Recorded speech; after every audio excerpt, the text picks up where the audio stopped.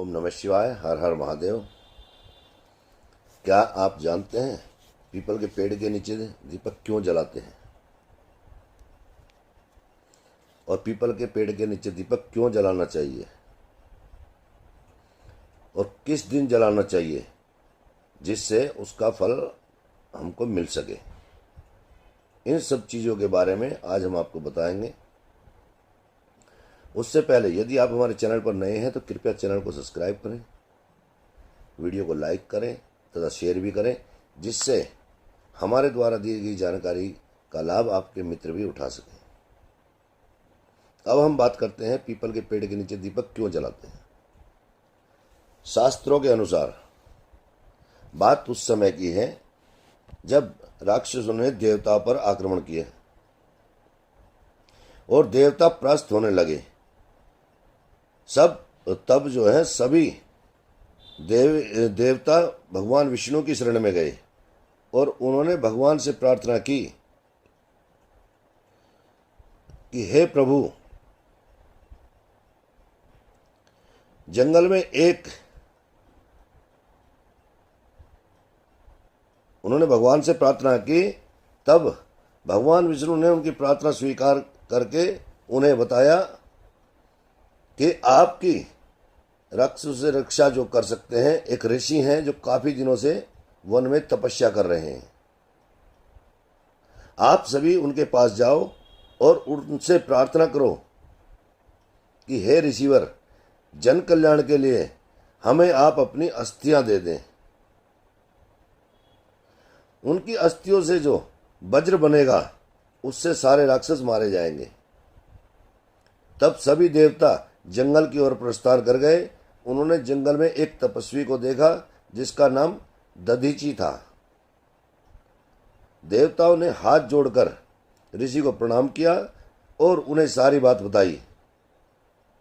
ऋषि ने भगवान के आदेश व जग का कल्याण करने के लिए अपनी अस्थियां देवताओं को दे दी, जिससे सभी राक्षसों का अंत हो गया। अब ऋषि दधीची जी के अस्थियां तो देवता ले गए, लेकिन उनका बाकी शरीर यानी सिर्फ मांस ही बच गया। जब उनके मांस का अंतिम संस्कार किया जा रहा था तो उनकी पत्नी एक छोटे बालक को गोद में लेकर वहां पहुंची और बच्चे को नजदीक में एक पीपल का पेड़ था, उस पीपल के पेड़ पर बैठाकर वह ऋषि दधीची जी के चिता के साथ सती हो गई। अब वह बालक पीपल के पेड़ के नीचे ही रहने लगा, पीपल के ही पत्ते खाता, पीपल का ही फल खाता। इसी तरीके से दिनचर्या उसकी गुजरती गई और वह बालक जिंदा रहा। उसे यह भी नहीं पता था कि उसके माँ बाप कौन है। समय बीतता गया। एक दिन वहां से नारद ऋषि मुनि गुजर रहे थे। उनकी नजर उस बच्चे पर पड़ी। उन्होंने उस बालक से पूछा कि बालक, आप कौन हैं? तो उसने कुछ नहीं बोला। उस बच्चे ने कुछ नहीं बोला, उसे पता ही नहीं था वह कौन है।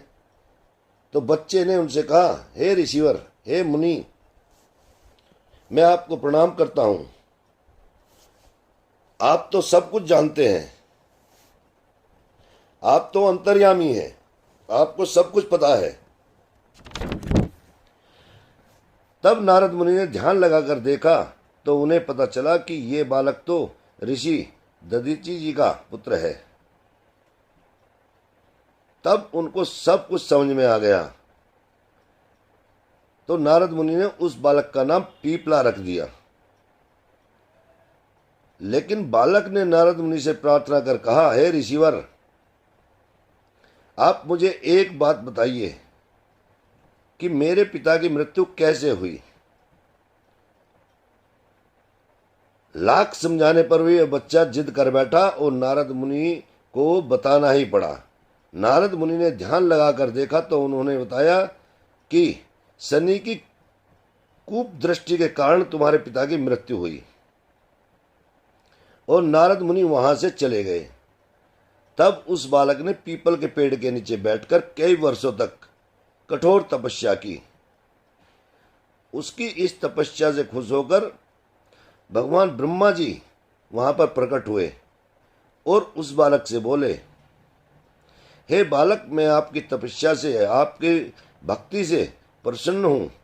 मांगो, आप क्या वर मांगना चाहते हो।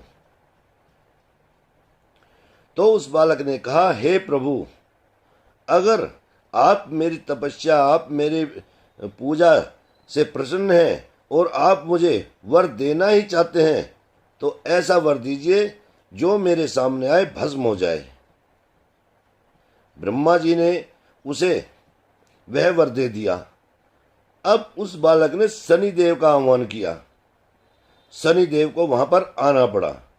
उस बालक के सामने जब शनिदेव प्रकट हुए तब उस बालक ने ब्रह्मा जी के दिए हुए वर से शनिदेव को भस्म करने के लिए आग बरसाना शुरू कर दिया।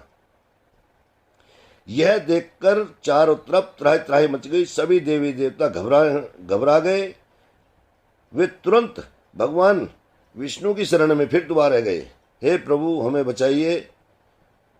फिर भगवान विष्णु ने, भगवान ब्रह्मा जी ने, सब ने मिलकर उस बालक को समझाया और फिर बालक को यह वर दिया कि जिसके ऊपर शनि की 7.5 और ढैया चल रही है, तो जो शनिवार वाले दिन सूर्यास्त के बाद पीपल के पेड़ के नीचे सरसों के तेल का दीपक जलाएगा, उस पर से शनि की 7.5 व ढैया का असर खत्म हो जाएगा, उसका प्रभाव खत्म हो जाएगा शास्त्रों के अनुसार। दोस्तों, इसलिए शनिवार के दिन पीपल के नीचे दिया जलाया जाता है, दिन छिपे के सूर्यास्त के बाद। ये थी पीपल के पेड़ के नीचे दीपक क्यों जलाते हैं के बारे में जानकारी।